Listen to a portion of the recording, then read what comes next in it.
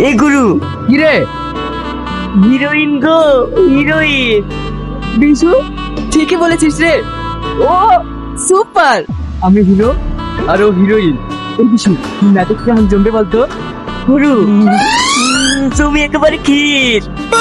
তবে চল সেটিংটা করে ফেলি। হাই সীমা, কি ব্যাপার? তুমি তুমি এখানে কেন?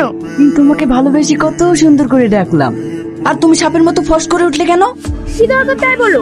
তোমার সাথে ফালতু কথা বলার সময় আমার কাছে নেই। দেখি যাচ্ছ কেন? তুমি তোমাকে হিরোইন বানাবে, হিরোইন। হিরোইন? মাই গড!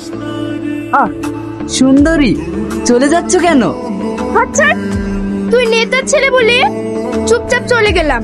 দ্বিতীয়বার আমার সাথে এরকম বাদরামি করলে না, থাপড়িয়ে গা লাল করে দেব।